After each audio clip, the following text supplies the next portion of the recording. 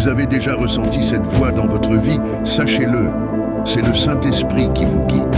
Honorez et obéissez à cette voix. Don numéro 2, le sentiment de guérison, ressentir la douleur du prochain. Certains frères en Christ ne font pas que comprendre la douleur du prochain, ils la ressentent comme si c'était la leur.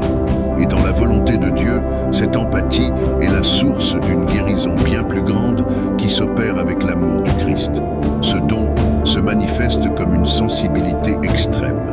Vous pouvez entrer dans un lieu et ressentir le poids des fardeaux des autres.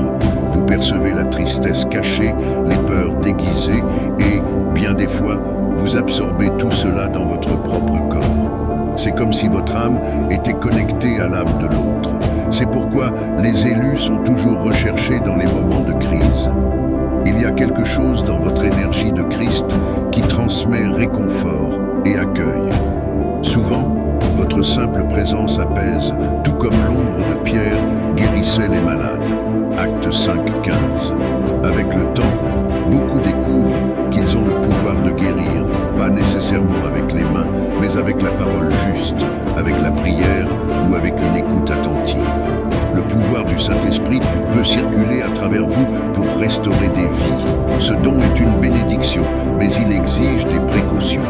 Ressentir autant peut être épuisant. L'élu absorbe les douleurs des autres, arrivant à se sentir épuisé ou triste. Par conséquent, tout comme Jésus s'éloignait pour prier, vous devez apprendre à vous protéger, à établir des limites et à recharger vos énergies dans la présence de Dieu, dans la prière et dans le silence de l'adoration. Ce don génère une compassion immense.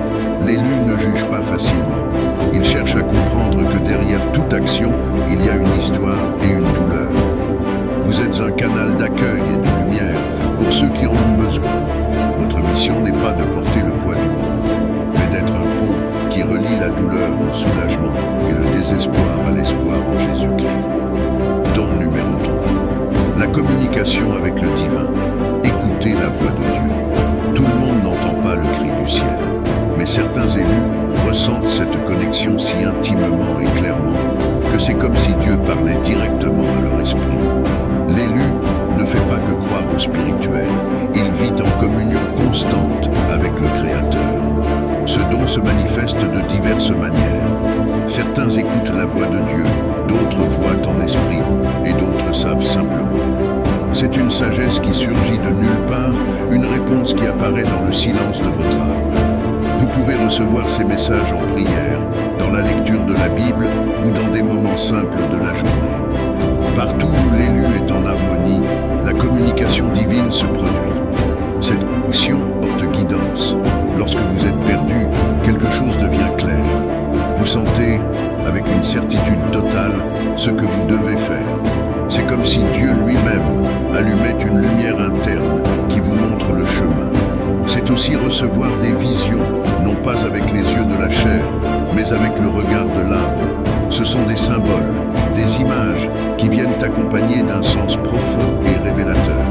Tout comme l'apôtre Jean a reçu les révélations dans le livre de l'Apocalypse. Ce don est une question de relation personnelle avec Dieu et non d'effort humain. L'essentiel est d'obéir et de respecter ce que la voix de Dieu vous dit.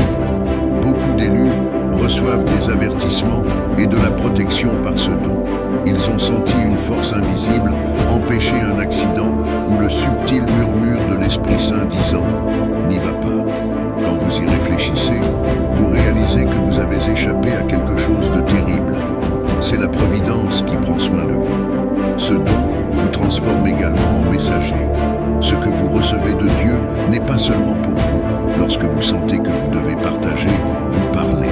Et vos paroles touchent exactement ceux qui avaient besoin d'entendre. Parce que Dieu utilise votre voix pour atteindre d'autres âmes. Celui qui a ce don vit avec une foi inébranlable. Parce qu'il a vu la main de Dieu en action. Il a déjà eu des réponses impossibles. Il a été sauvé de manière que personne n'explique. Et c'est pourquoi il fait confiance.